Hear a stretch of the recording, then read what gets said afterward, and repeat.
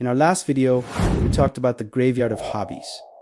We explored the neuroscience of quitting, and we built a plan to strengthen the part of your brain that helps you push through when things get hard, what psychologists call tenacity. But for some of you, a different and far more confusing problem showed up. What if sticking with things isn't your issue at all? What if the real problem is that there are too many things you want to stick with? You look at your life and see a dozen different paths, and the scary part is, all of them feel like you're not afraid of effort. You're paralyzed by choice. This is what's known as the scanner's dilemma, perfectly captured by the thought, I could do anything if I only knew what it was. Society has a word for people like you. They call you a dilettante, a jack of all trades, master of none. And the anxiety that label creates can be overwhelming. It can feel like your greatest strength, your curiosity, is actually your biggest career liability. Today, we're going to dismantle that anxiety. We'll look at the geometry of a successful career, and I'll show you a path designed specifically for people who were never meant to be just one thing. Why traditional career advice feels like a trap for most of the last century. The world rewarded specialists. Society was predictable, almost like a chessboard.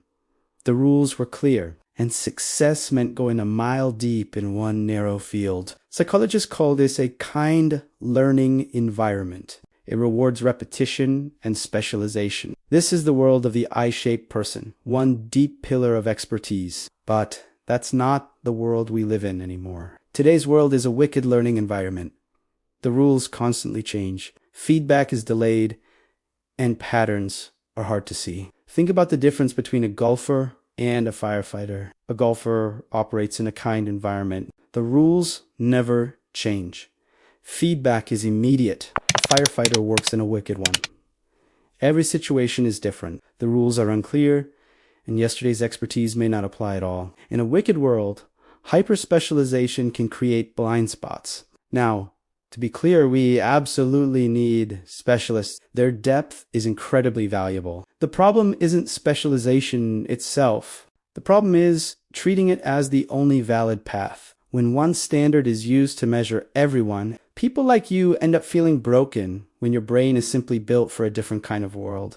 Thinking in shapes, not job titles, to build a career that actually fits your mind. You need to stop thinking in job titles and start thinking in shapes. The I-shaped person is the specialist. At the opposite extreme is the D-shaped person, a mile wide and an inch deep. This is where many scanners get stuck. Knowing a little about everything, but never building real depth. That lack of foundation creates anxiety because it feels like you have nowhere solid to stand. But there's another shape. The most powerful one for a scanner is the M-shaped professional lasso known as a... Here's what that looks like.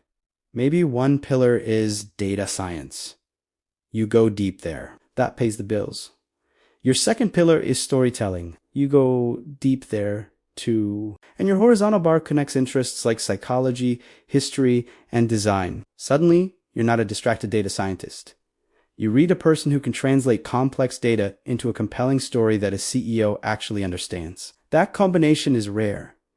That combination is valuable. The hidden skill, far transfer specialists rely on near transfer, applying a skill to a very similar problem. Polymaths rely on far transfer. They see the underlying structure in one field and apply it somewhere completely different. Someone who understands tree root systems might design a better database. A musician who understands harmony might write cleaner software architecture. That's far transfer. It's the ability to see the music, not just the notes. And all those random interests you've collected over the years, they're not distractions. They're your library of metaphors, the raw material for breakthrough thinking. How to actually build an M-shaped life. This path requires a different strategy. One, serial mastery. You can't build all pillars at once. That just recreates the shallow dash shape. Instead, pick one pillar and commit to it for a season, 6 to 80 months. The key insight. You're not choosing for the rest of your life. You're choosing for now. Often, the best first pillar is the one that creates stability, a good enough job, or simply the one that excites you the most right now. Build it until you've mastered the core 80%, not world-class master regis fluency. When your curiosity is satisfied, you don't quit, you graduate. That's strategic quitting, not avoidance. To use stability as a strategic asset. Many great polymaths did this. Einstein worked as a patent clerk. His job didn't drain him, it gave him mental space. A low-drain job leaves you with surplus mental energy, your most valuable resource. A high-patient, high-stress job might sound exciting, but if it consumes 110% of you, there's nothing left for exploration. 3.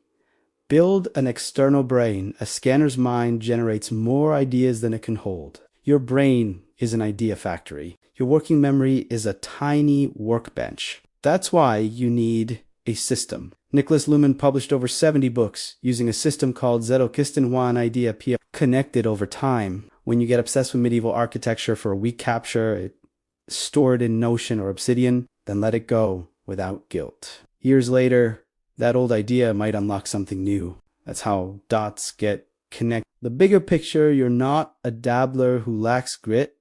You're a scanner, a potential polymath. Your brain isn't designed for a stable, predictable world. It's designed to build bridges between ideas. This path takes time, but having a map changes everything. Self-blame fades, clarity grows. Pick your first pillar. Use stability as a platform, not a cage, and build a system to hold your curiosity. You were never meant to master just one thing. You were meant to see how everything connects. If you want help starting, I've created a free guide called the Polymath Field Guide. You'll find the link in the description. And if your struggle isn't too many interests about quitting when things get hard, start with our previous video. You can click it right here. Thanks for watching. I'll see you in the next one.